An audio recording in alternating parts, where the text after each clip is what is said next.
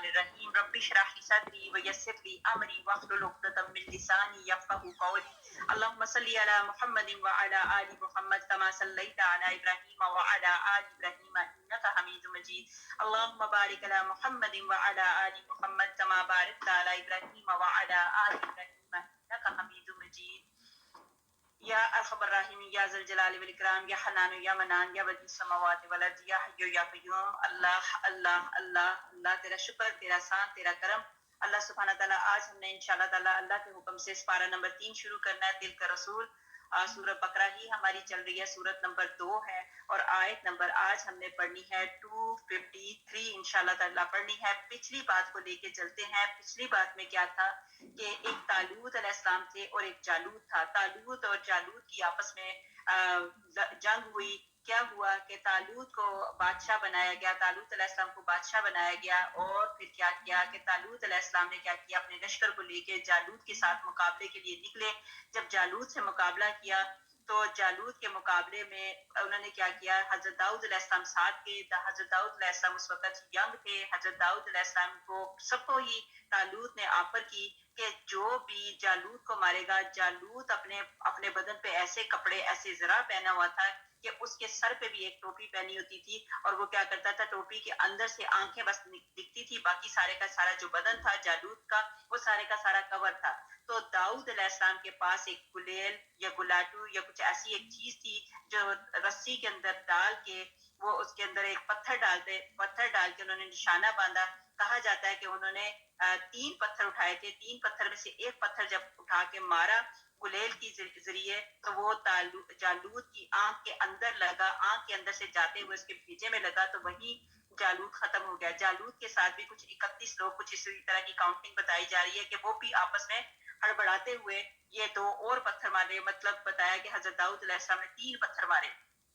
تو کیا ہوا وہ وہیں پہ ان کا قتل کر دیا ان کو ختم کر دیا وہ ختم ہو گئے پھر کیا کیا کہ طالوت علیہ السلام نے وعدہ کیا تھا کہ جو بھی جالوت کو مارے گا میں اس کے ساتھ اپنی بیٹی کا نکاح کر دوں گا اور بیٹی کا نکاح کرنے کے ساتھ ساتھ اپنا مال بھی جو ہے آدھو آدھ سے دے دوں گا اور ساتھ ہی حکومت میں بھی برابر کا شریک کر لوں گا لہٰذا طالوت علیہ السلام نے اپنا وعدہ پورا کیا داؤد علیہ السلام نے جب جالوت کو مار دیا تو طالوت علیہ السلام نے اپنا وعدہ پورا کرتے ہوئے اپنی بیٹی کا نکاح بھی حضرت داؤد علیہ السلام سے کر دیا اور پھر ساتھ ساتھ آدھوں آدھ انہیں مال بھی دیا اور حکومت میں بھی برابر کا شریک کیا تو یہ والی بات تو جی پچھلے ہمارے لیکچر میں ختم ہوئی تھی آج انشاءاللہ تعالیٰ پیغمبروں کے متعلق بات ہو رہی ہے بات ہی جب قرآن پاک میں شروع ہوئی ہے آج کی جو قرآن پاک کا سپارہ نمبر 3 ہے یہاں پہ بات ہی شروع کہاں سے ہوئی نبی پاک حضرت محمد مصطفیٰ صلی اللہ علیہ وآلہ وسلم کے متعلق رسولوں کے متعلق بات ہو رہی ہے کیا بات ہوئی ہے شروع کرتی ہوں اللہ کے نام سے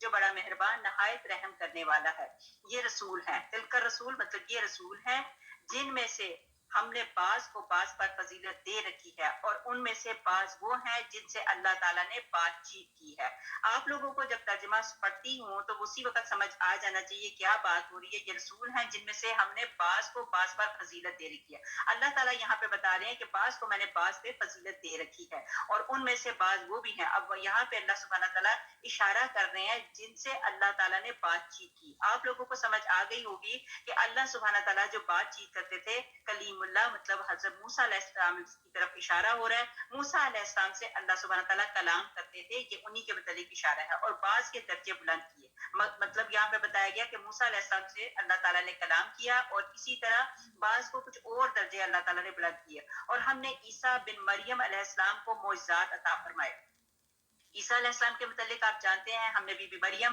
علیہ السلام کے پیچھے بات کی تھی اب یہاں پہ حضرت عیسیٰ علیہ السلام کی بات بتائی جا رہی ہے کہ حضرت عیسیٰ علیہ السلام کو اللہ سبحانہ تعالیٰ نے اپنے اذن سے کچھ معجزات دے رکھے تھے اس کی تفصیل پہلے گزر چکی ہے مزید ابھی تھوڑی اور بتا دیں گے اور روح القدس سے ان کی تائید کی اگر اللہ چاہتا تو ان کے بعد والے اپنے پاس دلیلیں آ جانے کے بعد ہرگز آپس میں لڑائی بڑائی نہ کرتے لیکن ان لوگوں نے اختلاف کیا اور ان میں سے بعض تو مومن ہوئے اور بعض کافر اور اگر اللہ چاہتا تو یہ آپس میں نہ لڑتے، لیکن اللہ جو چاہتا ہے کرتا ہے. مطلب یہ جتنی چیزیں چل رہی ہیں یہ اللہ کی حکمتیں ہوتی ہیں، اللہ کی حکمت کی وجہ سے. اب پیچھے جیسے ہم نے جالوت اور طالوت کی بات بتائی، جب حضرت طالوت علیہ السلام جالوت سے لڑنے کے لیے گئے تو بیچ میں اللہ سبحانہ تعالیٰ نے ایک نہر رکھی، پانی والی جگہ رکھی.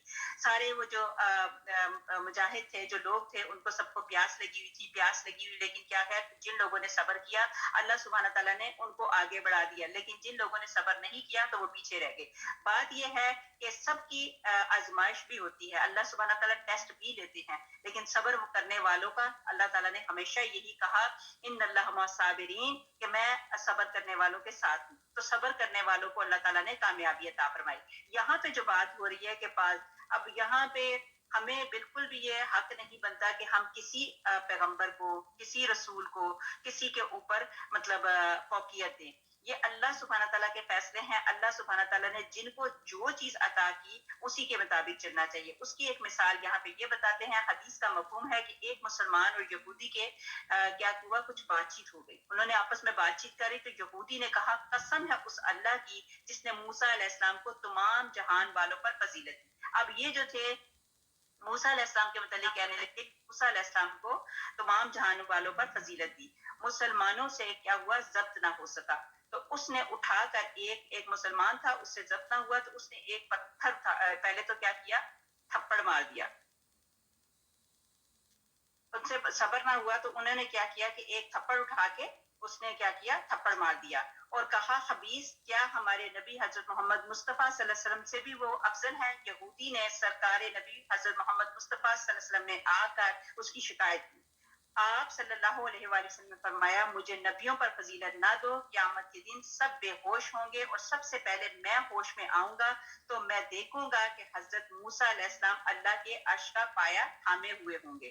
مجھے نہیں معلوم کہ وہ مجھ سے پہلے ہی ہوش میں آ گئے یا سرے سے بے ہوش ہی نہیں ہوئے تھے اور طور کی بے ہوشی کے بدلے یہاں کی بے ہوشی سے بچا لیے جائیں گے. بس مجھے نبیوں پر فضیلت نہ دو. واللہ عالم. اسی طرح ہم لوگوں نے یہ نعتیں بھی بنائی ہوئی ہیں، کچھ نعتیں جو بنائی ہوتی ہیں، دیکھیں قرآن اپنی جگہ پہ، حدیث اپنی جگہ پہ.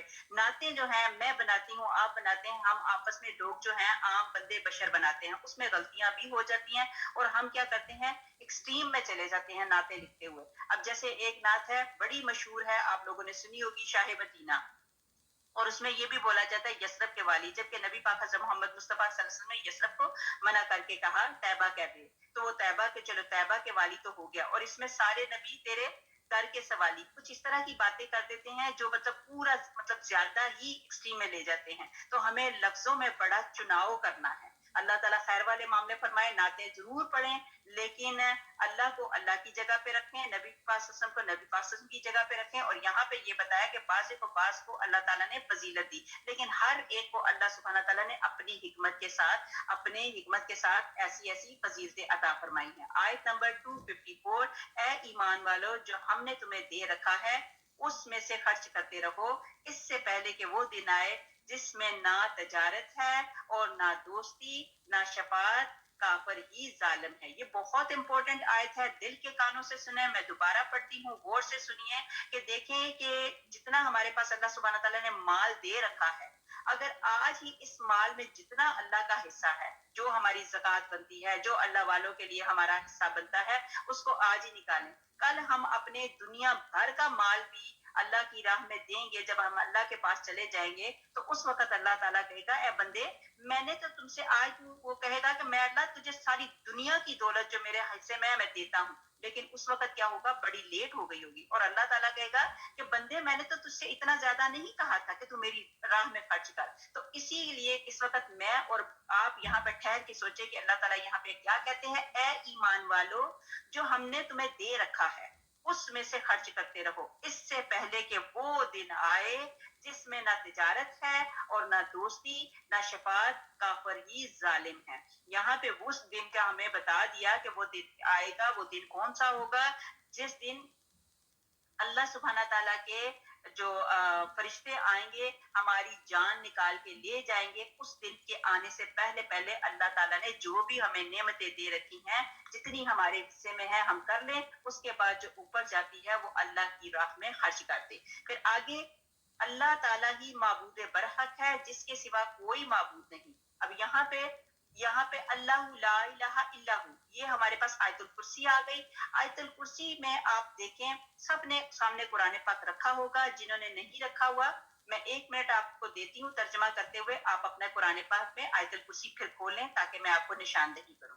اب اللہ تعالیٰ ہی معبود برحق ہے جس کے سوا کوئی معبود نہیں، جو زندہ اور سب کا تھامنے والا ہے، جسے نہ اونگ آئے نہ نیند. اس کی ملکیت میں آسمان اور زمین کی تمام چیزیں ہیں. کون ہے جو اس کی اجازت کے بغیر اس کے سامنے شفاعت کر سکے؟ وہ جانتا ہے جو ان کے آگے ہے اور جو ان کے پیچھے ہے. وہ اس کی منشا کے بغیر کسی چیز کے علم کا احاطہ نہیں کر سکتے. اس کی کرسی کی وسعت نے آسمان اور زمین کو گھیر رکھا ہے. وہ اللہ تعالیٰ ان کی حفاظت سے نہ تھکے نہ اکتائے. وہ تو بہت بلند اور بہت بڑا ہے. اب آیت الکرسی آپ دیکھیے، آیت الکرسی میں اللہ سبحانہ تعالیٰ کے نام کو 17 مرتبہ 17 ٹائم اللہ تعالیٰ کے نام کو گھمایا ہے. اللہ تعالیٰ نے وہ کیسے گھمایا ہے انشاءاللہ تعالیٰ آپ کو ابھی میں مینشن کیے دیتی ہوں. آپ لوگوں کے سامنے ہے آیت الکرسی. ہم نے جہاں اب اللہ کا نام بار بار آ رہا ہے، اسی لیے کہتے ہیں آیت الکرسی میں اسم اعظم ہے. آیت الکرسی کو پکڑ لو. جب بھی آپ نماز پڑھو، نماز پڑھنے کے بعد فرضوں کے بعد 1 مرتبہ آیت الکرسی ضرور پڑھو. آیت الکرسی کی اتنی فضیلتیں ہیں. خیر اب پہلے دیکھیں کہ آیت الکرسی میں اللہ کے نام کتنی مرتبہ دہرائے گے. اب آپ دیکھیں گے آپ کو سمجھ نہیں آئے گی کہ یہاں پہ تو اللہ کا نام یہاں پہ ہے، یہاں پہ ہے، یہاں پہ ہے، کہاں کہاں یہ بتا رہی ہے. اب سنیے، پڑھیے، دیکھیے، غور کیجیے. اللہ، ٹھیک ہے، اللہ جو ہے وہ تو اللہ کا نام ہے ہی ہے، ٹھیک ہے. اور جو ہو ہوتا ہے، ہو کا مطلب بھی اللہ ہی ہوتا ہے، ٹھیک ہے. اللہ اس میں تو بار بار اللہ کا نام ہے. اللہ اللہ. وہ کیسے ہے اللہ کا نام؟ کہ اللہ نمبر 1 اللہ. بے شک آپ پینسل لے کے اس کے اوپر لکھ سکتی ہیں، آپ کاؤنٹ کر سکتی ہیں کتنی مرتبہ اللہ کا نام ہے. اللہ ون ٹائم اللہ ہو گیا. ہو یہ سیکنڈ ٹائم، دوسری مرتبہ اللہ کا نام آ گیا. اللہ 1 مرتبہ. ہو دوسری مرتبہ اللہ کا نام. الہ یہ تیسری مرتبہ اللہ کا نام. اللہ بھی یہ چوتھی مرتبہ اللہ کا نام آ گیا. الحی یہ بھی اللہ کا نام ہے، 5ویں مرتبہ آ گیا. القیوم یہ بھی اللہ کا نام ہے، 6ٹھی مرتبہ آ گیا. پھر ہو جو ہے، ہو کا مطلب ہوتا ہے اللہ کا نام، یہ 7ویں مرتبہ اللہ کا نام آ گیا. پھر آگے آ گیا لہو. پھر ہو جو ہے پھر یہ 8ویں مرتبہ اللہ کا نام آ گیا. ما فی السماوات و ما فی الارض ما ذا الذی یشفع. پھر یہاں پہ وہی آ گیا اللہ کا نام اندہ الا باذنہ.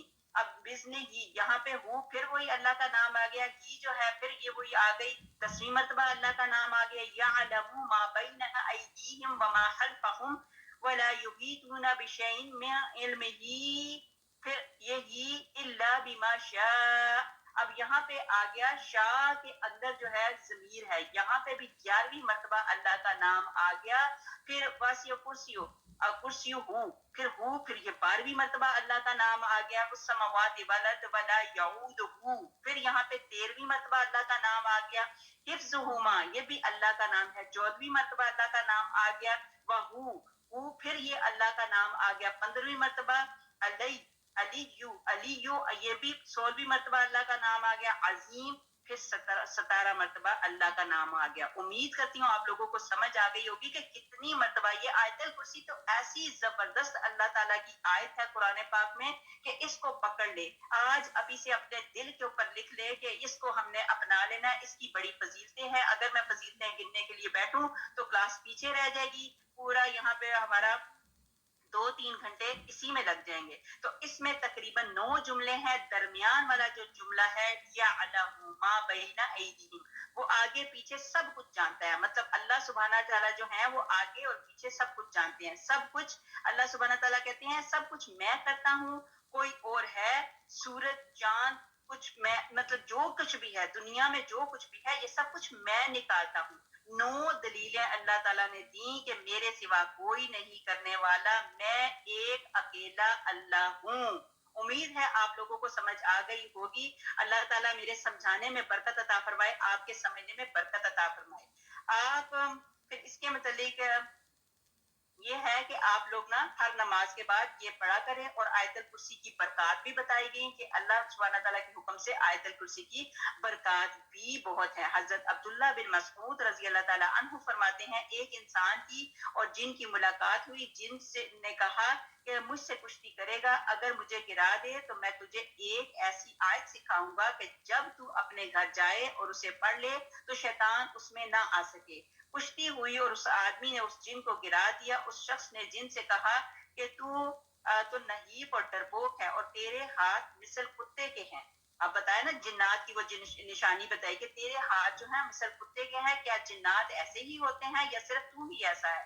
کہا میں تو جو ہوں میں ان سب میں سے کبھی ہوں۔ پھر دوبارہ کشتی ہوئی اور دوسری مرتبہ بھی اس نے گرا دیا تو جن نے کہا جو آیت میں نے سکھانے کے لیے کہا تھا وہ آیت الکرسی ہے، جو شخص اپنے گھر میں جاتے ہوئے اسے پڑھ لے تو شیطان اس گھر سے گدھے کی طرح چیختا ہوا بھاگ کھڑا ہوتا ہے۔ جس شخص سے کشتی ہوئی تھی وہ شخص حضرت عمر رضی اللہ تعالیٰ عنہ تھے۔ اب یہ ہے کہ آپ نے جب بھی اپنے گھر میں بھی داخل ہونا ہے تو کوشش کیا کرے آیت الکرسی پڑھ لیا کرے۔ آگے پھر ترمذی میں ہے کہ ہر چیز کی کوہان اور بلندی ہے، اور قرآن حکیم کی بلندی سورہ بقرہ ہے، اور اس میں سے بھی آیت الکرسی تمام آیتوں کی سردار ہے۔ یہ جو آج ہم نے آیت الکرسی پڑھی اور پڑھ رہے ہیں یہ تمام آیتوں کی سردار ہے۔ اللہ کا شکر، اللہ کا احسان کہ ہم دنیا کے اس وقت خوش قسمت ترین لوگ ہیں کہ ہم اس وقت آیت الکرسی کو کھنگال رہے ہیں، اس کو پڑھ رہے ہیں، اس کو دیکھ رہے ہیں، اس کو پرکھ رہے ہیں۔ پھر ایک اور حدیث میں ہے کہ جو شخص ہر نماز کے بعد آیت الکرسی پڑھ لے اسے جنت میں جانے سے کوئی چیز نہیں روکے گی سوائے موت کے۔ تو یہ ہے، امید ہے ساری بندیاں پڑھتی ہی ہوں گی، جو نہیں پڑھتی وہ آج ہی سے اپنا وتیرہ بنا لے انشاءاللہ۔ عبد الرزاق نے حضرت اکرمہ رحمۃ اللہ علیہ سے روایت کی ہے کہ حضرت موسیٰ علیہ السلام نے فرشتوں سے پوچھا کہ کیا اللہ تعالیٰ سوتا بھی ہے؟ تو اللہ تعالیٰ نے فرشتوں کی طرف وحی بھیجی کہ حضرت موسیٰ علیہ السلام کو 3 راتوں تک بیدار رکھیں، اور انہوں نے یہی کیا، 3 راتوں تک سونے نہ دیا، اور اس کے بعد 2 بوتلیں ان کے ہاتھ میں دے دی گئی اور کہہ دیا گیا کہ انہیں تھامے رہو، خبردار یہ گرنے اور ٹوٹنے نہ پائیں۔ آپ نے انہیں تھام دیا لیکن جاگا تھا، مطلب اتنے 2 دن کا جاگا کوئی آسان کام نہیں ہوتی، جاگا تھا، نیند کا غلبہ ہوا، اونگ آنے لگی، آنکھ بند ہو جاتی لیکن پھر ہوشیار ہو جاتے، مگر کب تک؟ آخر ایک مرتبہ ایسا جھگولا آیا کہ بوتلیں ٹوٹ گئیں۔ گویا اس سے بتلایا گیا کہ جب ایک اونگنے اور سونے والا 2 بوتلوں کو سنبھال نہیں سکتا تو اللہ تعالیٰ اگر اونگے یا سوئے تو زمین اور آسمان کی حفاظت کس طرح ہو سکے گی؟ لیکن یہ ہے کہ اللہ واللہ عالم، اللہ سبحانہ تعالیٰ قادر مطلق ہے، اللہ سبحانہ تعالیٰ جو چاہیں اللہ سبحانہ تعالیٰ کر سکتے ہیں۔ یہاں پہ ایک یہ مثال دے دی گئی جو میں نے آپ کے سامنے پڑھ کے بتا دی۔ پھر اسی طرح شفاعت کی بات ہے کہ اللہ تعالیٰ کی شفاعت جو ہے اللہ تعالیٰ کی اجازت سے ہوگی، اور اللہ تعالیٰ کے حکم سے نبی پاک حضرت محمد مصطفیٰ صلی اللہ علیہ وآلہ وسلم ہماری شفاعت کریں گے۔ آگے ہمارے پاس آ گئی آیت نمبر 256، جو یہ بھی آیت بڑی مشہور ہے، لا اکراہ فی الدین۔ اس میں یہ ہے کہ اب کئی لوگ کہتے ہیں یہ اقرا نام کی، میں ایک بات چھوٹی سی بتا دوں آپ کو، بہت ساری بچیاں ہیں جن کا نام ہے اقرا، ٹھیک ہے، جو لفظ ہوتا ہے اقرا، لیکن لوگ اس کو بولتے ہوئے اقرا کہہ دیتے ہیں۔ تو یہاں پہ اقرا کا مطلب ہوتا ہے سختی، ٹھیک ہے، یہ اقرا کا مطلب ہوتا ہے سختی۔ یہاں پہ یہ دین کے بارے میں کوئی زبردستی نہیں، سختی یا زبردستی اس کو کہا جاتا ہے۔ تو لہٰذا جب بچیوں کا نام اقرا رکھتے ہیں تو اقرا ہی بولا کریں، اقرا نہ بولا کریں۔ اقرا اور اقرا اس دونوں میں فرق آ جاتا ہے۔ تو دین کے بارے میں کوئی زبردستی نہیں، سیدھی راہ، ٹیڑھی راہ سے ممتاز اور روشن ہو چکی۔ جو شخص اللہ تعالیٰ کے سوا دوسرے معبودوں سے انکار کر کے اللہ تعالیٰ پر ایمان لائے، اس نے مضبوط کڑے کو تھام لیا جو کبھی نہ ٹوٹے گا، اور اللہ تعالیٰ سننے والا اور جاننے والا ہے۔ مطلب اس کا یہ آ گیا کہ ہم نے کیا کرنا ہے، آسمان اور زمین کا محاطہ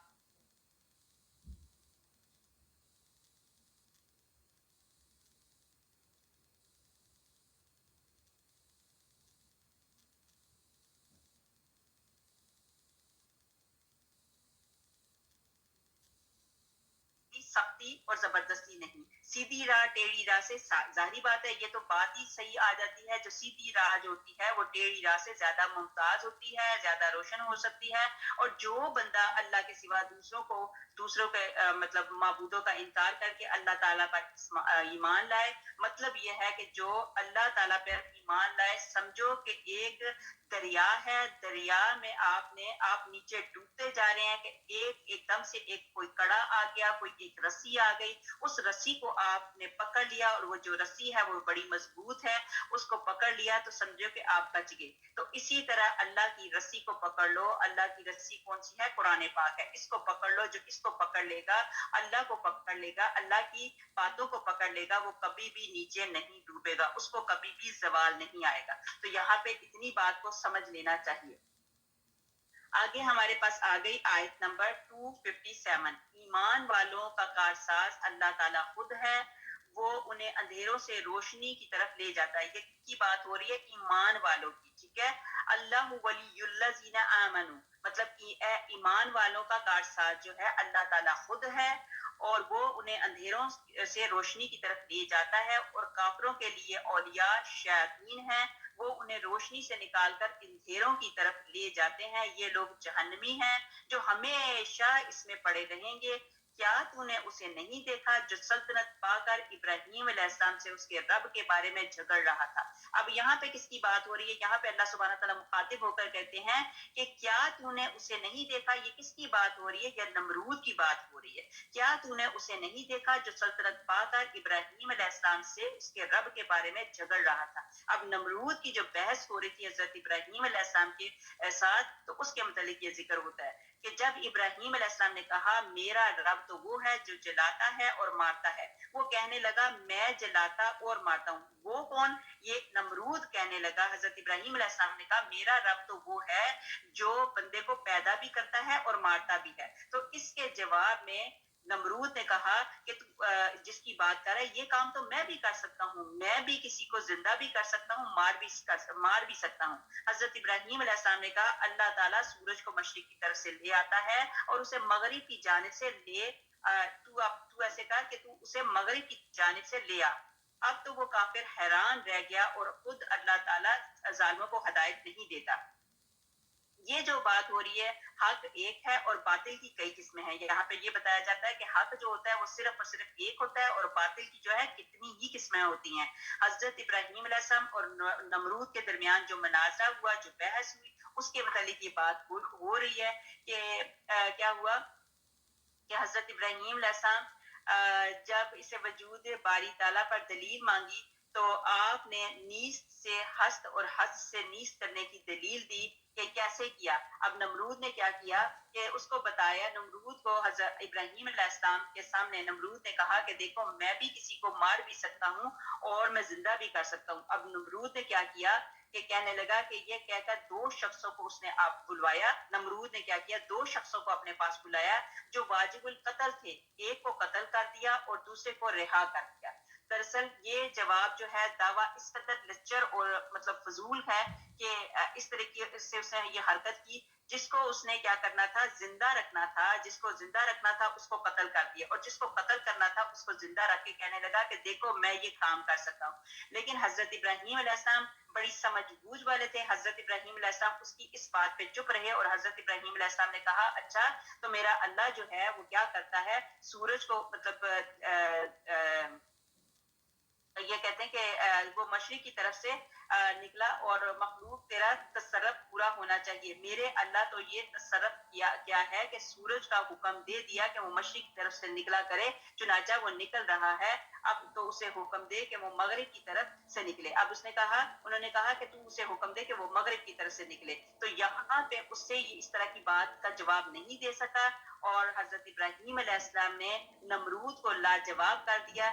یہ معاملہ اس وقت ہوا. اس کے بعد اللہ تعالیٰ نے اگلی آیت میں بتایا یہ مانند اس شخص کے جس کا گزر اس بستی پر ہوا جو منہ کے بل اوندی. یہاں پہ حضرت ابراہیم اور نمرود کی تھوڑی سی بات کر کے پھر ساتھ ہی اللہ سبحانہ تعالیٰ نے اگلی بات کیا کی کہ یہ بات بتائی کہ یا مانند اس شخص کے جس کا گزر اس بستی پر ہوا جو منہ کے بل پھوندی پڑی ہوئی تھی، کہنے لگا اسے اس کی موت کے بعد اللہ تعالیٰ کس طرح زندہ کرے گا۔ اب یہاں پہ ایک شخص، یہاں پہ نام نہیں لیا گیا قرآن پاک میں، لیکن بتایا یہی جاتا ہے یہ حضرت عزیر علیہ السلام کا واقعہ ہے۔ حضرت عزیر علیہ السلام ایک بستی کے پاس سے گزرے تو وہ بستی جو تھی، جو پہلے بڑی آباد اور شاد تھی، وہ کیا ہے، وہ بالکل اجاڑ بیابان بنی ہوئی ہے، اوندی پڑی ہوئی ہے، تو پھر وہاں کے لوگ سارے مر گئے ہوئے تھے۔ تو اب وہ حضرت عزیر علیہ السلام کہتے ہیں اسے اس کی موت کے بعد اللہ تعالیٰ کس طرح زندہ کرے گا، مطلب یہ بستی تو ساری اجڑ گئی ہے، اب یہ کس طرح یہاں کے لوگ زندہ ہوں گے، کس طرح یہ بستی جو ہے آباد ہوگی۔ اللہ تعالیٰ نے اسے مار دیا، 100 سال کے بعد اسے اٹھایا۔ اب جب حضرت عزیر علیہ السلام نے یہ بات اپنے دل میں سوچی تو اللہ سبحانہ تعالیٰ نے ان کے جواب کو کس طریقے سے دیا کہ اللہ سبحانہ تعالیٰ نے حضرت عزیر علیہ السلام کو 100 سال تک کی نیند دے دی، 100 سال تک کی موت دے دی۔ پھر اس کے بعد اسے اٹھایا، پوچھا کتنی مدت تجھ پر گزری۔ پھر اللہ سبحانہ تعالیٰ نے حضرت عزیر علیہ السلام سے پوچھا کہ مجھے یہ بتاؤ کہ کتنی مدت تم نے یہاں پہ گزاری۔ مطلب وہ جب آئے تھے تو وہ صبح کے ٹائم تھا، اور جب وہ ہوش میں دوبارہ آئے 100 سال کے بعد تو اس وقت شام کا ٹائم تھا۔ تو ان کے ذہن میں یہی آیا، آگے سے وہ جواب دیتے ہیں کیا ایک دن یا دن کا کچھ حصہ؟ فرمایا بلکہ تو 100 سال تک رہا، تو 100 سال تک رہا۔ اب تو اپنے کھانے پینے کو دیکھ کہ بالکل خراب نہیں ہوا، اور اپنے گدھے کو بھی دیکھ۔ اب یہاں پہ اللہ سبحانہ تعالیٰ کہتے ہیں نہیں، تو اتنا نہیں ٹائم گزرا بلکہ تو 100 سال تک سویا رہا۔ اب تو جو اپنے ساتھ گدھا لے کے آیا تھا اس گدھے کو بھی دیکھ، اور جو تو اپنے ساتھ کھانا پینا لے کے آیا تھا اس کھانے کو بھی دیکھ۔ کھانا جو ہے وہ کھانا بھی اللہ سبحانہ تعالیٰ نے بالکل صحیح رکھا، اس میں کوئی نہ کوئی خراب ہوا کھانا، لیکن ساتھ ہی اللہ سبحانہ تعالیٰ نے وہ گدھے کو کہا کہ اس گدھے کو بھی دیکھ، تو گدھا جو تھا وہ بالکل مر سڑ گل گیا ہوا تھا، اور اس کی ہڈیاں جو تھی وہ بالکل سفید ہو گئی تھی۔ تو اب آگے اللہ تعالیٰ اپنے قرآن پاک کے کلام میں کہتے ہیں ہم تجھے لوگوں کے لیے ایک نشانی بناتے ہیں، تو دیکھ کے ہڈیوں کو ہم کس طرح اٹھا بٹھاتے ہیں، پھر ان پر گوشت چڑھاتے ہیں۔ جب یہ سب اس پر ظاہر ہو چکا تو کہنے لگا میں جانتا ہوں اللہ تعالیٰ ہر چیز پر قادر ہے۔ اب یہ وہی بات ہو رہی ہے حضرت عزیر علیہ السلام کی کہ حضرت عزیر علیہ السلام کو اللہ سبحانہ تعالیٰ نے پوچھا تو کتنی دیر سویا؟ انہوں نے بتایا کہ یہی صبح یا شام تھوڑے پہر، تو انہوں نے کہا نہیں بلکہ تو اتنی دیر سویا رہا۔ لہٰذا اللہ سبحانہ تعالیٰ نے کیا کہا کہ جب وہ کہنے لگے وجہ یہ ہوئی تھی کہ صبح کے وقت ان کی روح نکلی تھی، اور 100 سال کے بعد جب جیے تو شام کا وقت تھا، خیال کیا کہ یہ وہی دن ہے، تو اللہ تعالیٰ نے فرمایا تم 100 سال کامل تک مردہ رہے، اب ہماری قدرت دیکھو کہ تمہارا توشہ بھتا جو تمہارے ساتھ تھا باوجود 100 سال گزر جانے کے بھی ویسا ہی ہے، نہ سڑا نہ خراب ہوا۔ تو یہ توشہ جو تھا انگور، انجیر اور شیرہ تھا، نہ تو یہ شیرہ بگڑا تھا، نہ انجیر کھٹے ہوئے تھے، نہ انگور خراب ہوئے تھے، بلکہ ٹھیک اپنی اصلی حالت میں تھے۔ اب فرمائے یہ تیرا گدھا جس کی بوسیدہ ہڈیاں تیرے سامنے پڑی ہیں، انہیں دیکھ، تیرے دیکھتے دیکھتے ہوئے ہم اسے زندہ کرتے ہیں۔ ہم خود تیری ذات کو لوگوں کے لیے دلیل بنانے والے ہیں کہ انہیں قیامت کے دن اپنے دوبارہ جی اٹھنے پر یقین کامل ہو جائے۔ چنانچہ ان کے دیکھتے ہوئے ہڈیاں اٹھی اور ایک ایک کر کے ساتھ جڑی۔ یہ اللہ تعالیٰ نے ان کو اپنی مثال کر کے دکھائی کہ یہ دیکھو میں ایسے کر سکتا ہوں۔ اور حضرت عزیر علیہ السلام دیکھتے دیکھتے قدرت کی یہ ساری کاریگری ان کی آنکھوں کے سامنے ہی ہوئی۔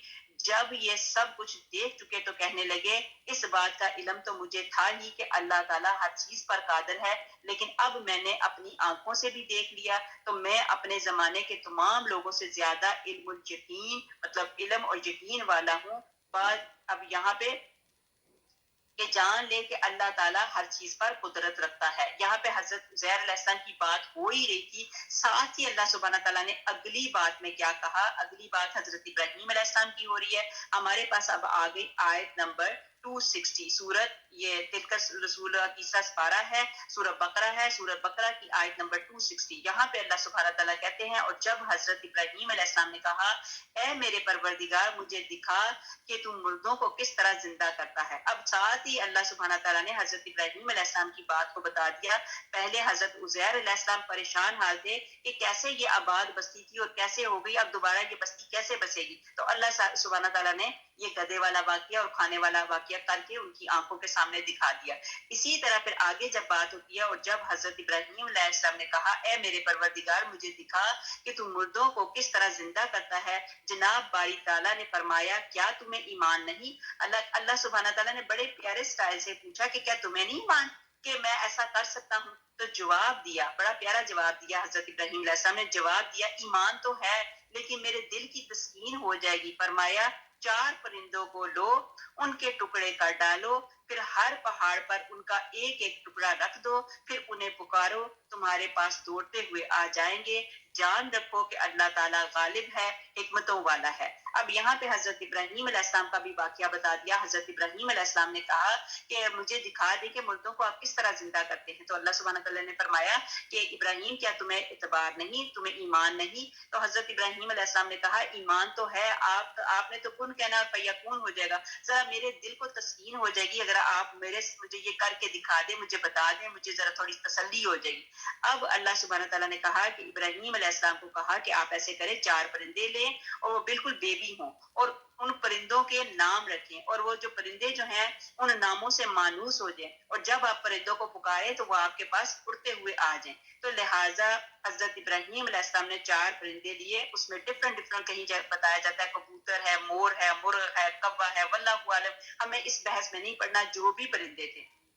اب انہوں نے پرندے لیے, پرندوں کو اپنے ساتھ مانوس کیا اور پھر پرندوں کو پکڑ کے تو ان سارے پرندوں کو, 4 پرندوں کو ذبح کر کے, کاٹ کے, ان کے سروں کو الگ کر کے, ان کے پر, ان کے گوشت جو تھے ان کے گوشت کا قیمہ بنا دیا, اور قیمہ بنا کے اللہ کے حکم سے کہیں پہ لکھا ہوا ہے 4 یا 7 پہاڑوں پر ٹکڑے رکھ دیے. واللہ عالم 4 پہاڑوں پہ رکھے یا 7 پہاڑوں پہ ٹکڑے رکھ دیے, اور سر اپنے ہاتھ میں رکھ لیے. اب سر جو تھے ان کے ہاتھ میں تھے. اب جو ہی انہوں نے کیا کیا کہ اللہ کے حکم کے مطابق جس طرح اللہ تعالیٰ نے کہا کہ ٹکڑے ٹکڑے الگ کر دیے, بس آپ نے 4 پرندے لیے, ذبح کر کے ٹکڑے ٹکڑے کر کے, پھر اس کے بعد سارے مختلف ٹکڑے آپس میں ملا دیے, پھر 4 پہاڑوں پر یا 7 پہاڑوں پر وہ ٹکڑے رکھ دیے, سب پرندوں کے سر اپنے ہاتھ میں رکھ دیے.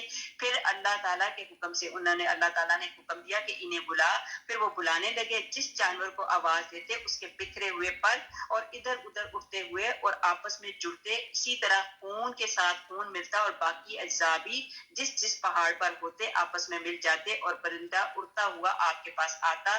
آپ اسے دوسرے پرند کا سر دیتے تو وہ قبول نہ کرتا, خود اس کا سر دیتے تو وہ جڑ جاتا. یہاں پہ یہ اللہ تعالیٰ نے مثال دی حضرت ابراہیم علیہ السلام کو کہ دیکھو میں کس طرح مردے کو زندہ کر سکتا ہوں, اور اللہ تعالیٰ نے وہ پرندوں کی مثال کر کے حضرت ابراہیم علیہ السلام کے ساتھ کر کے دکھائی. آیت نمبر 261, جو لوگ اپنے مال اللہ کی راہ میں خرچ کرتے ہیں ان کی مثال اس دانے جیسی ہے جس میں سے 7 بالیں نکلیں اور ہر بالی میں 100 دانے ہوں, اور اللہ تعالیٰ جسے چاہے بڑھا چڑھا کر دے, اور اللہ تعالیٰ کشادگی والا اور علم والا ہے. یہاں پہ اللہ کی راہ میں خرچ کرنے کے متعلق پھر دوبارہ باتیں بتائی گئیں. پہلے بھی کتنی مرتبہ بتایا گیا کہ اللہ کی راہ میں جو بھی خرچ کرو گے کمی نہیں آئے گی بلکہ اللہ تعالیٰ بڑھائے گا. تو یہاں پہ اللہ سبحانہ تعالیٰ نے اتنی پیاری مثال دے دی کہ جیسے کیا کہتے ہیں اس دانے جیسی ہے جس میں سے 7 بالیں نکلے. آپ نے دیکھا, آپ نے چھلی دیکھی ہوگی جس کو بھٹا کہتے ہیں, جس کو سٹا کہتے ہیں. جب وہ بیج بویا جاتا ہے تو اللہ سبحانہ تعالیٰ کے حکم سے وہ سٹا بنتا ہے, چھلی بنتی ہے, وہ بالی نکلتی ہیں, تو اس میں سے 100 دانے. تو اللہ سبحانہ تعالیٰ کی راہ میں جب ایک آپ دانہ دیتے ہو تو اللہ سبحانہ تعالیٰ اس کو بڑھا دیتا ہے, اللہ سبحانہ تعالیٰ اس کو بڑھا چڑھا کے تمہیں واپس کرتا ہے. اور پھر اللہ سبحانہ تعالیٰ کہتے ہیں کہ کشادگی والا اور علم والا کون ہے؟ میں ہوں. صدقہ اور خیرات کا اجر اللہ تعالیٰ اسے 700 گنا زیادہ کر دیتا ہے. اللہ چاہے تو جو بھی آپ اللہ کی راہ میں دیتے ہیں اللہ سبحانہ تعالیٰ اس کا اجر 700 سے اللہ سبحانہ تعالیٰ 70 سے پھر اللہ سبحانہ تعالیٰ 700, ڈپینڈ ہماری نیت کا کہ ہماری نیت کتنی ہے, تو اللہ سبحانہ تعالیٰ اس کو بڑھاتا جاتا ہے اور چڑھاتا جاتا ہے. حضور پاک صلی اللہ علیہ وسلم سے یہ سنا ہے کہ مسند احمد کی حدیث میں ہے کہ ایک شخص نے نکیل والی اونٹنی خیرات کی. آپ حضرت صلی اللہ علیہ وسلم نے فرمایا یہ قیامت کے دن 700 نکیل والی اونٹنیاں پائے گا, مطلب ایک نکیل. پھر اس کے بعد بتایا کہ مسند احمد کی ایک اور حدیث میں ہے کہ اللہ تعالیٰ نے ابن آدم کی ایک نیکی کو 10 نیکیوں کے برابر کر دیا, اور پھر وہ بڑھتی رہتی ہیں اور 700 تک. مطلب یہ ہے کہ اللہ کی راہ میں اگر کوئی نیکی ایک کرتے ہو تو اللہ سبحانہ تعالیٰ اس نیکی کا بھی اجر کتنا ہی دے دیتے ہیں. اسی طرح اللہ کی راہ میں اگر آپ ایک دیتے ہو، اس کی مثالیں کافی زیادہ ہیں، وقت کم ہونے کی وجہ سے اگلی آیت کی طرف جاتے ہیں. آیت نمبر 262. جو لوگ اپنا مال اللہ کی راہ میں خرچ کرتے ہیں پھر اس کے بعد نہ تو احسان جتاتے ہیں نہ ایذا دیتے ہیں، ان کا اجر ان کے رب کے پاس ہے، ان پر نہ تو کچھ خوف ہے اور نہ وہ اداس ہوں گے. یہاں پہ اللہ کے کلام کو غور سے سنیں. جب ہم اللہ کی راہ میں کسی کو دیتے ہیں، اس کے بعد جب احسان جتاتے ہیں تو یہ جو ہے یہ ہمارا غلط کام ہے.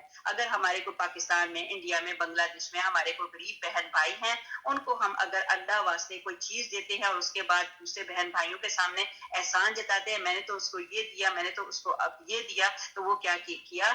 اپنے مال کو جو بھی دیا وہ سارے کا سارا آپ ضائع کر دیتے ہو. اس چیز سے منع فرمایا. اگلی آیت میں بتایا نرم بات کہنا اور معاف کر دینا اس صدقے سے بہتر ہے جس کے بعد اظہار ثانی ہو. اللہ تعالیٰ بے نیاز اور بردبار ہے. یہی بات بتائی کہ جو بھی بات کہا کرو نرم بات کیا کرو، اچھے لہجے سے بات کیا کرو اور ایک دوسرے کو معاف کر دیا کرو، یہ صدقے سے بھی بہتر ہے. اللہ سبحانہ تعالیٰ ہماری طبیعتوں میں نرمی، شائستگی، گفتگی پیدا کرے. پھر اگلی آیت میں اللہ سبحانہ تعالیٰ کہتے ہیں اے ایمان والو اپنی خیرات کو احسان جتا کر اور ایذا پہنچا کر برباد نہ کرو. دیکھو ہم اتنی محنت کر کے ایک چھوٹی سی چیز کسی کی ہیلپ کر دیتے ہیں، کسی کو خیرات دے دیتے ہیں، لیکن جو ہی ہم نے احسان جتایا تو وہ ساری کا سارا جو بھی ہیلپ کی وہ کیا ہو گیا؟ وہ برباد ہو گئی. جس طرح وہ شخص جو اپنا مال لوگوں کے دکھاوے کے لیے خرچ کرے اور نہ اللہ پر ایمان رکھے نہ قیامت پر، اس کی مثال اس صاف پتھر کی طرح ہے جس پر تھوڑی سی مٹی ہو، پھر اس پر زوردار بارش برسے اور وہ اسے بالکل صاف اور سخت چھوڑ دے. ان ریاکاروں کو اپنی کمائی میں سے کوئی چیز ہاتھ نہیں لگتی. اللہ تعالیٰ کافروں کی قوم کو راہ نہیں دکھاتا. یہاں پہ اللہ سبحانہ تعالیٰ نے بڑی پیاری ایک خوبصورت مثال بتا دی کہ جیسے ایک پہاڑ، ایک پتھر ہے، پتھر کے اوپر تھوڑی سی مٹی آئی اور مٹی کے اوپر وہ کوئی پودا اگ گیا یا کچھ ہو گیا، تو جو ہی اس پتھر کے اوپر پودا اگا، بارش اگر پڑی تو بارش کی وجہ سے وہ پتھر کے اوپر سے جتنی مٹی یا پودا لگا ہے وہ سارے کا سارا بہہ جائے گا، نکل جائے گا، وہ ختم ہو جائے گا. اسی طرح اس بندے کی خیرات ہے جس نے لوگوں کو دکھایا اور اس کا کیا ہوا؟ اس کی خیرات، اس کا اللہ تعالیٰ کی راہ میں جو بھی دیا لیکن بتا کے دکھا کے اس میں شو آف کی، ریاکاری کی، تو وہ اللہ سبحانہ تعالیٰ اس کو سب کا جو ہے وہ ختم کر دے گا. صحیح اور مسلم شریف کی حدیث میں ہے کہ 3 قسم کے لوگوں سے اللہ تعالیٰ قیامت کے دن بات چیت نہ کرے گا. نہ ان کی طرف نظر رحمت سے دیکھے گا، نہ انہیں پاک کرے گا، بلکہ ان کے لیے دردناک عذاب ہے. ایک تو دے کر احسان جتانے والے. اب میں نے اور آپ نے یہاں پہ ٹھہر کے سوچنا ہے کہ ہم اگر کسی بہن بھائی کی ہیلپ کرتے ہیں، اگر ان کو کچھ دیتے ہیں تو کیا ہم بعد میں احسان بھی جتاتے ہیں؟ پر سمجھ لیں جو ہی ہم نے احسان کیا تو وہ سارا کا سارا ہمارا عمل جو ہے وہ ضائع ہو جائے گا. اور اللہ سبحانہ تعالیٰ نے یہاں پہ کہہ دیا کہ اللہ سبحانہ تعالیٰ ان سے بات بھی نہیں کرے گا. کن لوگوں سے؟ ایک تو دے کر احسان جتانے والا، دوسرا ٹخنوں سے نیچے پجامہ اور تہمت لٹکانے والا، مطلب مغرور شخص جو اپنے یہ اس کا تکبر کرنے والے کی بات بتائی جا رہی ہے، اور تیسرا اپنے سودے کو جھوٹی قسم کھا کر بیچنے والا. استغفر اللہ. اللہ سبحانہ تعالیٰ ہماری حفاظت رکھے. آگے ہمارے پاس آ گئی آیت نمبر 265. ان لوگوں کی مثال جو اپنے مال اللہ کی رضامندی کی طلب میں دل کی خوشی اور یقین کے ساتھ خرچ کرتے ہیں. پہلے ان لوگوں کی بات بتائی جو ریاکاری کرتے تھے، اب دوسری آیت میں اللہ سبحانہ تعالیٰ نے کہہ دیا ان لوگوں کی مثال جو اپنے مال اللہ کی رضامندی کی طلب میں دل کی خوشی اور یقین کے ساتھ خرچ کرتے ہیں، اس باغ جیسی ہے جو اونچی اور تر زمین پر ہو اور پوری بارش اس پر برسے اور وہ اپنا پھل دگنا لائے، اور اگر بارش اس پر نہ بھی برسے تو شبنم ہی کافی ہے.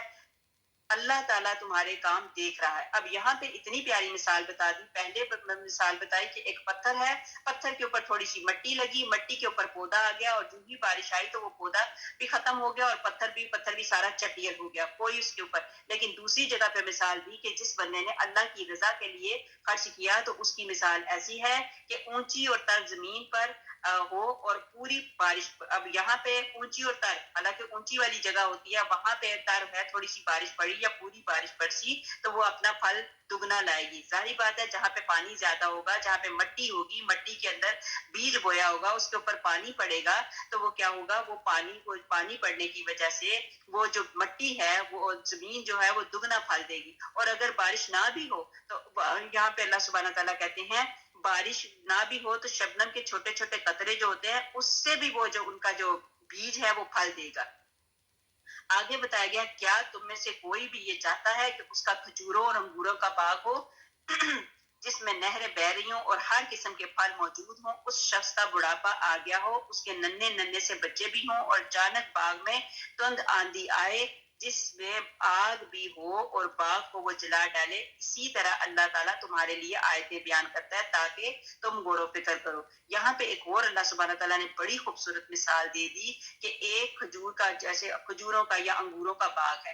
ظاہری بات ہے کہ وہ اس نے بڑی محنت کر کے کھجوروں کا باغ, انگوروں کا باغ بنایا, انگور لگے, اس میں کھجور لگے, اور پھر کیا ہوا, جس میں نہریں بہ رہی ہوں اور ہر قسم کے پھل موجود ہوں. اس شخص کا بڑھاپا آ گیا. اب اس نے جتنی محنت کی سارا کچھ, اس میں کھجوریں بھی آ گئی, انگور بھی آ گئے, اور پھر اس کا بڑھاپا آ گیا اور ایک دم ایک ایسی آندھی آئی کہ سارا اس کا باغ جل گیا, انگور بھی جل گئے, کھجوریں بھی جل گئے, اور اب اس کا اتنا زیادہ بڑھاپا ہے کہ اب یہ وہ دوبارہ تو وہ کام کر ہی نہیں سکتا. تو اب اس کے پاس اسی طرح جیسے ایک بچے ہیں, بچوں کو پالا بڑھایا کیا سارا کچھ کیا, لیکن اب کیا ہے, اب اس کی وہ عمر کے اس حصے میں آ گیا کہ دوبارہ اس طرح کی محنت کر ہی نہیں سکتا. تو اس کا باغ کیا ہے کہ سارا کا سارا اجڑ جائے گا, وقت جو ہے وہ سارے کا سارا ضائع ہو جائے گا. جب صدقہ دیا جاتا ہے, اس کی مثال ایسی بھی ہے, جب صدقہ دیا جاتا ہے تو جو شیطان ہے تو شیطان کے 70 جبڑے جو ہیں وہ ٹوٹ جاتے ہیں.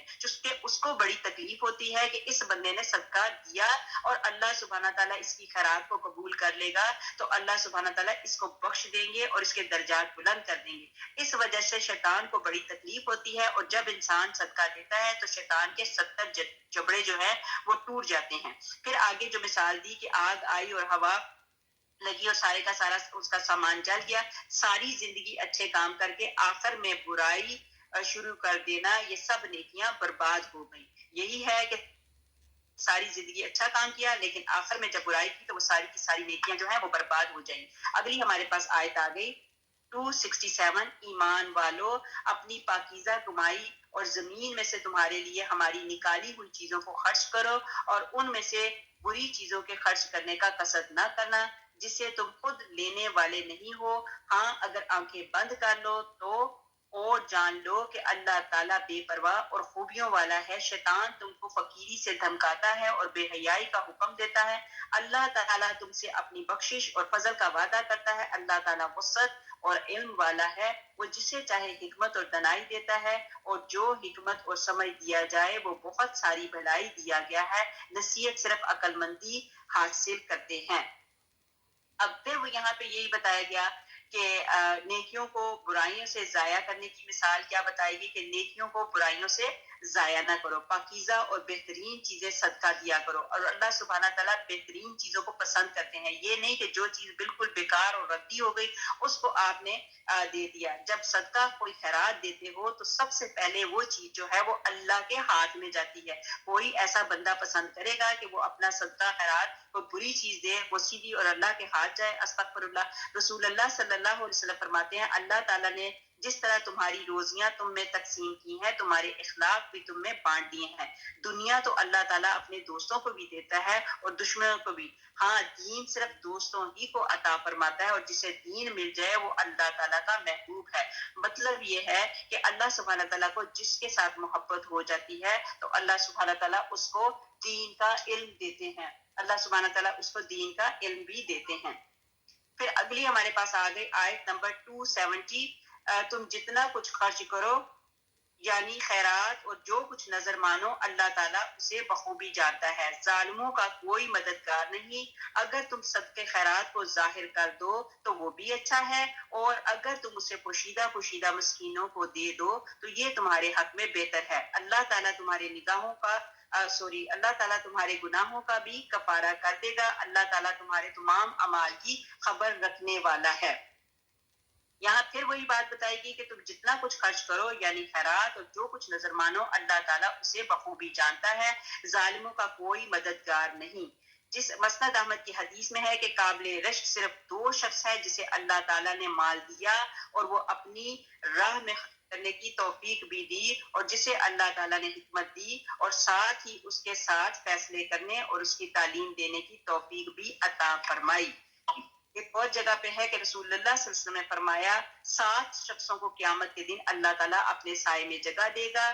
اب سنیے وہ کون سے 7 لوگ ہیں جن کو اللہ تعالیٰ اپنے سائے میں جگہ دے گا جس دن اس کے سائے کے سوا اور کوئی سایہ نہ ہوگا۔ نمبر 1 عادل بادشاہ، اور وہ نوجوان جو اپنی جوانی اللہ کی عبادت اور شریعت کی فرمانبرداری میں گزارے، اور وہ 2 شخص جو اللہ تعالیٰ کے لیے آپس میں محبت رکھیں، اسی پر جمع ہوں، اسی پر جدا ہوں، اور وہ شخص جس کا دل مسجد میں لگا رہے نکلنے کے وقت جانے کے وقت تک، اور وہ شخص جو خلوت میں اللہ تعالیٰ کا ذکر کر کے رو دے، اور وہ شخص جسے کوئی منصب اور جمال والی عورت بدکاری کی طرف بلائے مگر وہ کہہ دے کہ میں تو اللہ تعالیٰ رب العالمین سے ڈرتا ہوں، اور وہ شخص جو اپنا صدقہ اس قدر چھپا کر دے کہ بائیں ہاتھ کو دائیں ہاتھ کے خرچ کی خبر تک نہ ہو۔ سبحان اللہ، اللہ سبحانہ تعالیٰ ہمیں بھی ان لوگوں میں شامل فرما دے، آمین اللہم آمین۔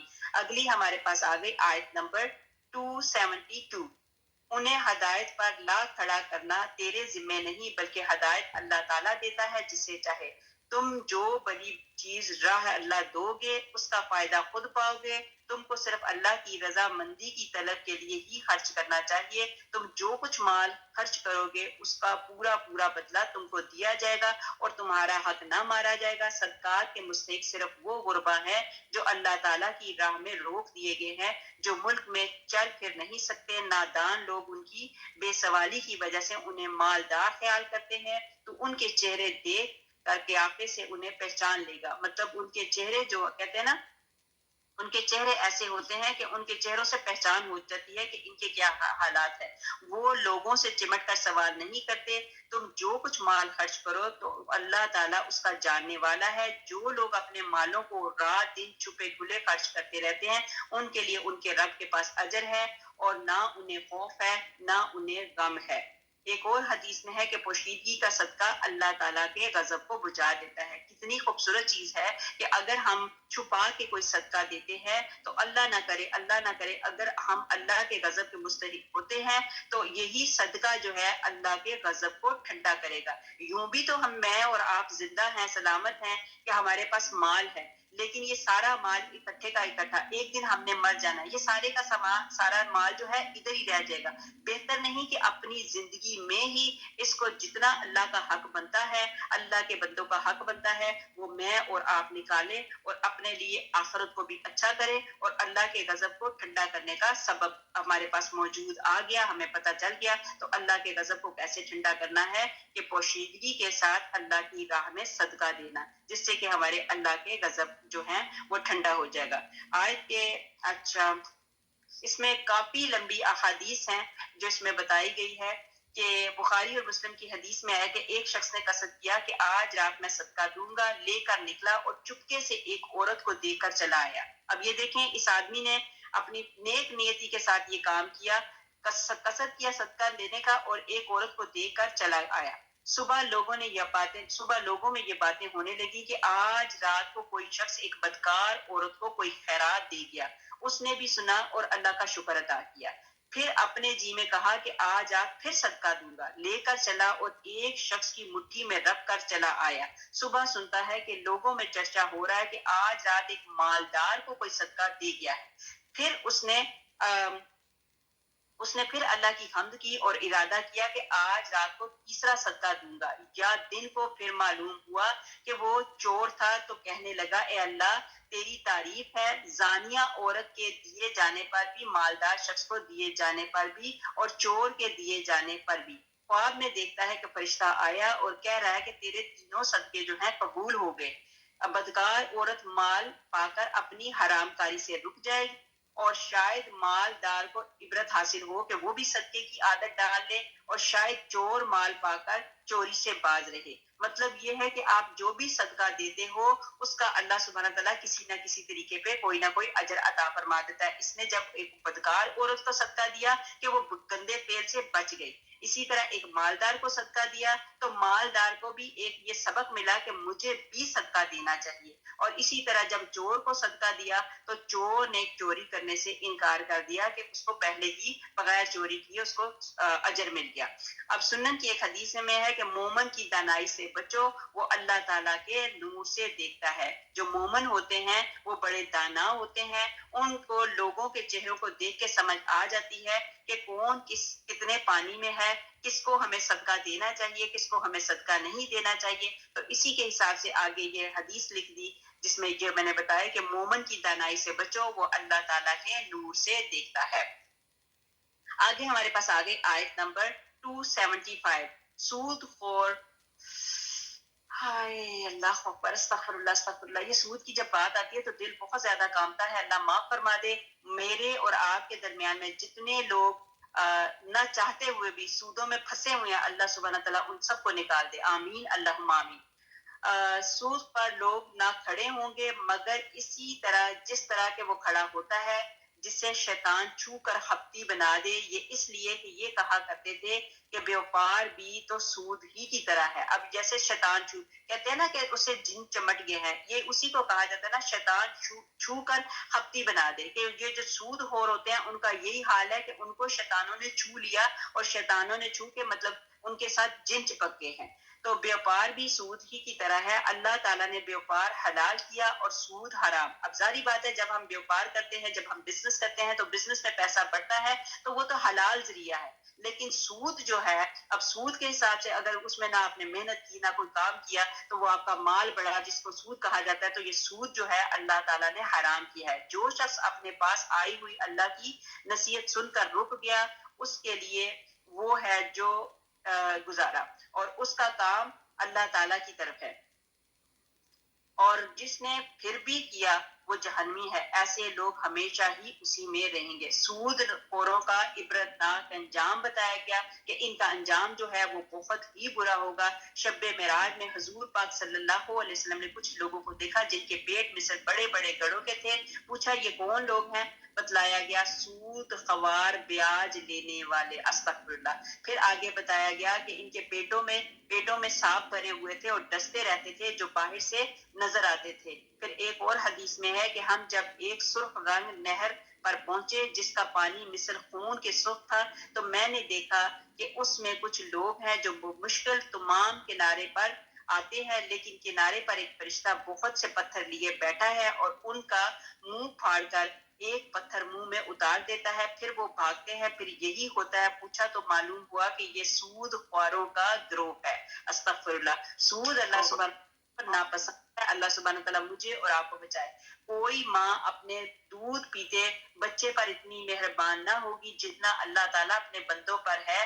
وہ روکتا ہے تو مسلط سے اور حکم دیتا ہے تو مسلط سے. اپنے رب کی نصیحت سن کر جو باز آ جائے اس کے اگلے کیے کرائے تمام گناہ معاف کر دیے جائیں گے. سود کی حرمت اور اس کی مختلف شکلیں بتائی گئی. پھر یہ بھی بتایا گیا کہ سود کا سب سے ہلکا گناہ وہ کیا ہے.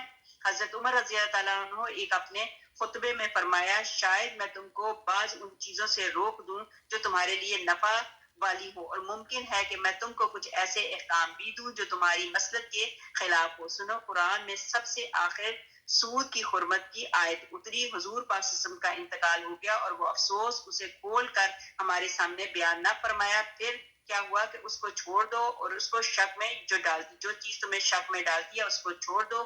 سود کا گناہ اور اسباب اور سودی کاروبار. ایک حدیث میں ہے کہ سود کے 73 گناہ ہیں. دوبارہ بولتی ہوں, سود کے 73 گناہ ہیں جن میں سب سے ہلکا گناہ یہ ہے کہ انسان اپنی ماں سے بدکاری کرے.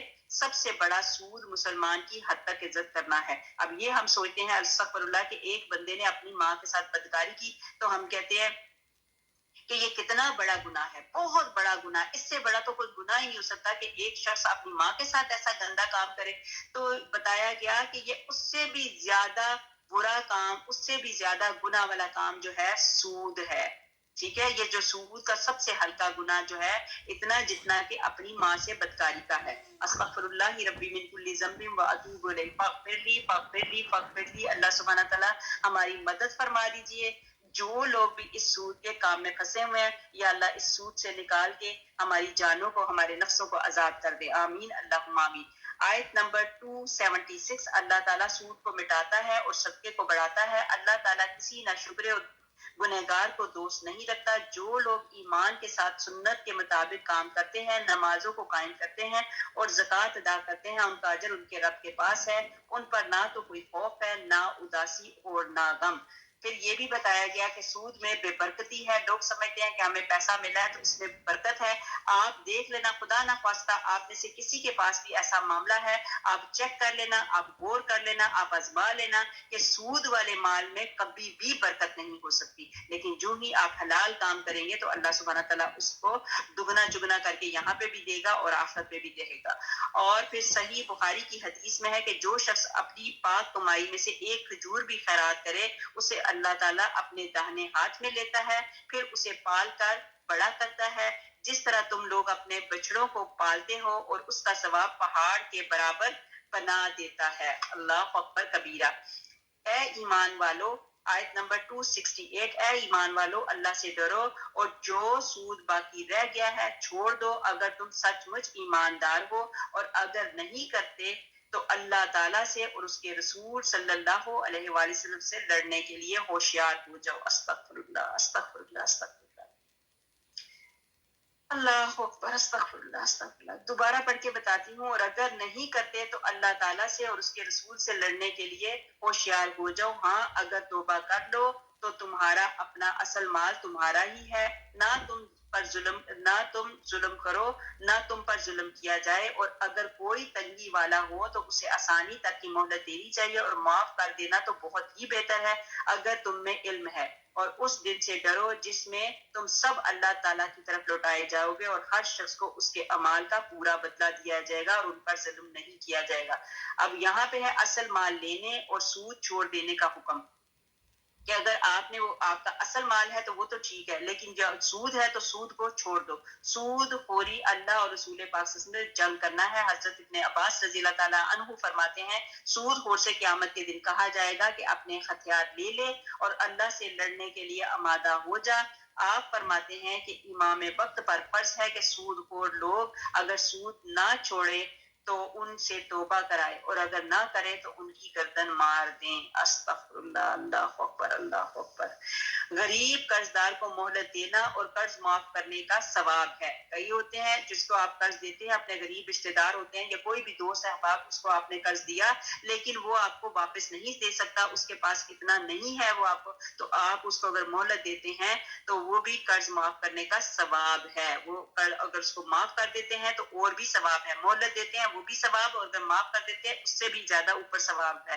مسند احمد کی حدیث میں ہے کہ جو شخص مفلس آدمی پر اپنا قرض وصول ہونے میں نرمی کرے اور اسے ڈیل دے، اس کو جتنے دن وہ قرض کی رقم ادا نہ کر سکے اتنے دن تک ہر دن اتنی رقم خیرات کرنے کا ثواب ملتا ہے.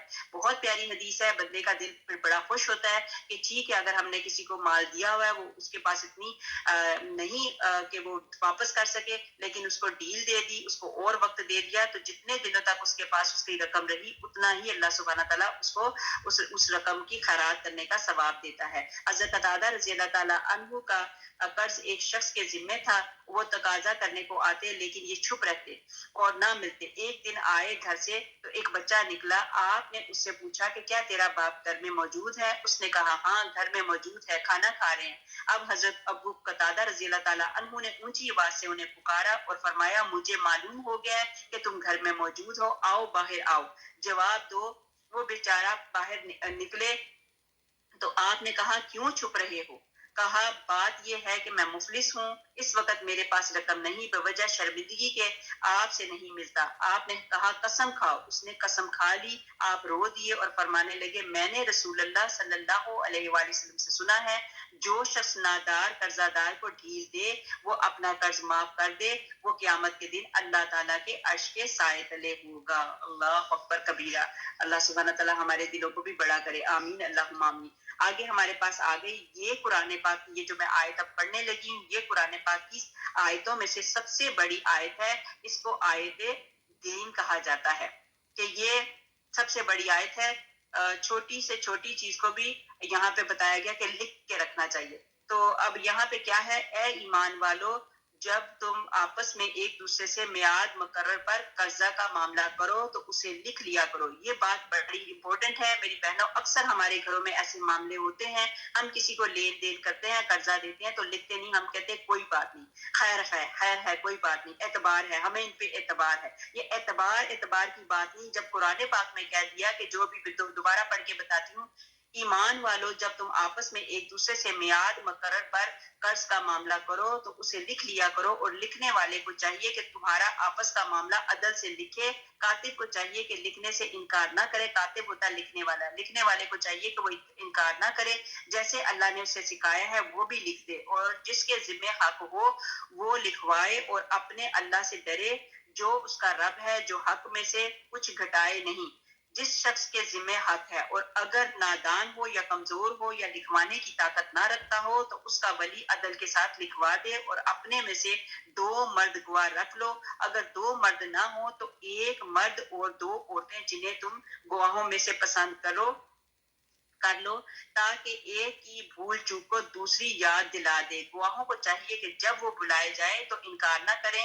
قرض کو جس کی مدت مقرر ہے خواہ چھوٹا ہو یا بڑا، اور لکھنے میں کاہلی نہ کرو. اللہ کے نزدیک یہ بات بہت انصاف والی ہے اور گواہی کو بھی زیادہ درست رکھنے والی اور شک و شبہ سے بھی زیادہ بچانے والی ہے. ہاں یہ اور بات ہے کہ وہ معاملہ نقد تجارت کی شکل میں ہو جو آپس میں تم لین دین کر رہے ہو تو تم پر اس کے نہ لکھنے میں کوئی گناہ نہیں. خرید و فروخت کے وقت بھی گواہ مقرر کر لیا کرو تو لکھنے والے کو نقصان پہنچایا جائے نہ گواہ کو، اور اگر یہ تم کرو تو یہ تمہاری کھلی نافرمانی ہے. اللہ سے ڈرو، اللہ تم کو تعلیم دے رہا ہے اور اللہ تعالیٰ ہر چیز کو خوب جاننے والا ہے. یہاں پہ ہم نے پکی بات سن لی، پڑھ لی، دیکھ لی کہ جو بھی آپس میں لین دین کرنا ہے آپ نے لکھ کے رکھنا ہے.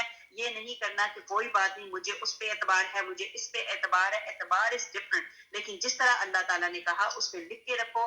اس کی ایک مثال یہ ہے کہ حضرت آدم علیہ السلام اور حضرت داؤد علیہ السلام کا دلچسپ واقعہ. حضرت آدم علیہ السلام نے جب دیکھا کہ آیت کریم کے متعلق یہ آیت نازل ہوئی تو رسول پاک صلی اللہ علیہ وسلم نے فرمایا سب سے پہلے انکار کرنے والے حضرت آدم علیہ السلام ہیں. اللہ تعالیٰ نے جب حضرت آدم علیہ السلام کو پیدا کیا ان کی پیٹھ پر ہاتھ پھیرا اور قیامت تک کی تمام ان کی اولاد نکالی. آپ نے اپنی اولاد کو دیکھا، ایک شخص کو خوب تر و تازہ اور نورانی دیکھ کر پوچھا کہ اے اللہ ان کا نام کیا ہے؟ اللہ تعالیٰ نے فرمایا یہ تمہارے لڑکے داؤد علیہ السلام ہیں. پوچھا اے اللہ ان کی عمر کیا ہے؟ فرمایا 60 سال. کہا اے اللہ اس کی عمر کچھ اور بڑھا دیجئے. اللہ تعالیٰ نے فرمایا نہیں، ہاں اگر تم اپنی عمر میں سے انہیں کچھ دینا چاہو تو دے دو. تو کہا اے اللہ میری عمر سے 40 سال اسے دیے جائیں. اب حضرت آدم علیہ السلام خود بھی بھول گئے تھے. یہ دیکھیں نا، حضرت آدم علیہ السلام نے کہا کہ یہ بچہ کون ہے؟ تو انہوں نے کہا یہ تمہاری اولاد میں سے حضرت داؤد علیہ السلام ہے. انہوں نے عمر پوچھی تو انہوں نے بتایا اس کی عمر 40 سال ہے. تو پھر انہوں نے کہا کہ ان کی عمر بڑھا دے. اللہ سبحانہ تعالیٰ نے کہا کہ تم اپنی عمر میں سے دے دو. تو چنانچہ انہوں نے کیا کیا، دے دیے گئے. چنانچہ حضرت آدم علیہ السلام کی اصل عمر 1000 سال کی تھی. اس لین دین کو لکھا گیا اور فرشتوں کو اس پر گواہ کیا گیا. حضرت آدم علیہ السلام کو جب موت آئی تو کہنے لگے اے اللہ میری عمر میں سے ابھی 40 سال باقی ہیں. اللہ تعالیٰ نے فرمایا وہ تم نے اپنے لڑکے حضرت داؤد علیہ السلام کو دے دیے تھے. تو حضرت آدم علیہ السلام نے انکار کیا، جس پر وہ لکھا ہوا دکھایا گیا اور فرشتوں کی گواہی گزری. دوسری روایت میں بھی حضرت آدم علیہ السلام کی عمر پھر اللہ تعالیٰ نے 1000 کی پوری کی اور حضرت داؤد علیہ السلام کو 100 سال کی. اب یہاں پہ یہ بات بتائی کہ تجارت اور لین دین کے احکام میں بھی ہمیں ایک دوسرے کا جو بھی معاملات ہیں اس کو لکھ لینا چاہیے. پھر قرض سے متعلق ایک عجیب واقعہ وہ آپ لوگوں کو سناتے جاتی ہوں کہ حضور پاک صلی اللہ علیہ وسلم نے فرمایا بنی اسرائیل کے ایک شخص نے دوسرے شخص سے 1000 دینار ادھار مانگے. اس نے کہا گواہ لاؤ. جواب دیا کہ اللہ کی گواہی کافی ہے. اب کچھ ایسے اللہ والے ہوتے ہیں، انہوں نے کیا کیا کہ اللہ کی گواہی کافی ہے. کہا ضمانت لاؤ. جواب دیا کہ اللہ کی ضمانت کافی ہے.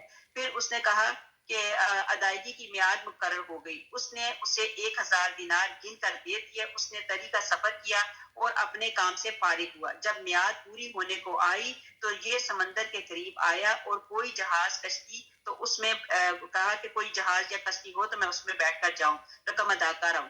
لیکن کوئی جہاز کشتی وغیرہ کہیں نہیں ملی. تو اس نے کیا کیا, وہاں پہ دیکھا کہ ایک لکڑی تھی, لکڑی کے اندر اس نے اس لکڑی کو پکڑا, لکڑی کو اندر سے کھوکھلا کیا, اس کے اندر اس نے 1000 دینار رکھ دیے اور اس کو پانی میں بہا دیا, اور پھر کیا کیا, منہ بند کر دیا اور اللہ تعالیٰ سے دعا کی کہ اے میرے اللہ, تجھے خوب علم ہے کہ میں نے فلاں شخص سے 1000 دینار قرض لیے ہیں, اس نے مجھ سے ضمانت طلب کی, میں نے تجھے ضامن کر دیا اور اس پر وہ خوش ہو گیا, گواہ مانگا تو میں نے گواہ بھی تجھی کو رکھا اور اس پر بھی وہ خوش ہو گیا. اب جب کہ وقت مقررہ ختم ہونے کو آیا ہے تو میں نے ہر چند کشتی تلاش کی, جاؤں اپنا قرض ادا کروں, لیکن کوئی کشتی نہیں ملی. اب میں اس رقم کو تجھے سونپتا ہوں اور سمندر میں ڈال دیتا ہوں اور دعا کرتا ہوں کہ یہ رقم اسے پہنچا دے. پھر اس لکڑی کو سمندر میں ڈال دیا اور خود چلا گیا, لیکن پھر بھی کشتی کی تلاش میں رہا کہ مل جائے تو جاؤں. یہاں تک کہ یہ ہوا وہاں جس شخص نے اسے قرض دیا تھا, جب اس نے دیکھا کہ وقت پورا ہوا اور آج اسے آنا تھا, وہ بندہ نہیں آیا اور وہ دریا کے کنارے آ کھڑا ہوا اور وہ کہا کہ ابھی آئے گا, میری رقم مجھے مل جائے گی, لیکن یا کسی کے ہاتھ بھجوائے گا. جب شام ہونے کو آئی تو وہ کشتی اور اسی طرف سے کوئی بھی نہ کشتی آئی نہ اس طرف سے کوئی آیا, تو یہ واپس لوٹا کنارے پر ایک لکڑی دیکھی تو یہ سمجھ کر خالی تو جا رہا ہوں, تو آؤ اس لکڑی کو لے چلوں, پھاڑ کر سکھا لوں گا, جلانے کے کام آئے گی. گھر پہنچا تو کیا اسے چیرتا ہے تو کھن بجتی ہوئی اشرفیاں نکلتی ہیں, گنتا ہے تو پوری 1000 ہیں. وہیں پرچہ پر نظر پڑتی ہے, اسے بھی اٹھا کر پڑھ لیتا ہے. پھر ایک دن وہی شخص آتا ہے اور 1000 دینار پیش کرتا ہے اور کہتا ہے یہ لیجیے آپ کی رقم, معاف کیجیے گا, میں نے ہر چند کوشش کی کہ میں وعدہ خلافی نہ کروں, لیکن کیا ہوا کہ اس دن مجھے کوئی کشتی نہیں ملی. تو جس بندے کو پہلے ہی پیسے مل چکے تھے تو اس نے کہا نہیں, مجھے جو پیسے تم نے دریا میں رکھے تھے, اس میں لکڑی میں رکھے تھے, تو وہ اللہ تعالیٰ نے مجھ تک میری امانت پہنچا دی. اب یہ بھی معاملے ہوتے ہیں, کچھ ایسے لوگ بھی ہوتے ہیں کہ اللہ سبحانہ تعالیٰ ان کی امانتیں کیسے ان تک پہنچا دیتے ہیں. پھر اگلی ہمارے پاس آ گئی, اگر تم سفر پر ہو اور لکھنے والا نہ پاؤ تو رہن قبضے میں رکھ لیا کرو. وہاں اگر آپس میں ایک دوسرے سے پرامن ہو تو جس سے امانت دی گئی ہے وہ اسے ادا کر دے اور اللہ تعالیٰ سے ڈرتے رہو, اور اللہ تعالیٰ سے ڈرتا رہے, اور جو اس کا رب ہے, اور گواہی کو نہ چھپاؤ, جو اسے چھپا لے گا وہ گنہگار دل والا ہے, اور جو کچھ تم کرتے ہو اسے اللہ تعالیٰ خوب جانتا ہے. انشاءاللہ تعالیٰ رہی زندگی تو اس کی تفسیر کل ہوگی. یہیں تک رکھتے ہیں. آیت نمبر ہم نے 283 تک کر دی, اسی کی تفسیر کل کریں گے. یہ سپارہ نمبر 3 ہے, سورہ بقرہ ہے, سورت نمبر 2 ہے, اور آیت نمبر 283 انشاءاللہ تعالیٰ یہاں تک ہمارا ہو گیا. اسی کو لے کے کل انشاءاللہ چلیں گے اگر اللہ تعالیٰ نے زندگی کی مہلت دی انشاءاللہ. سبحان ربک رب العزت عما یصفون وسلام علی المرسلین والحمد للہ رب العالمین.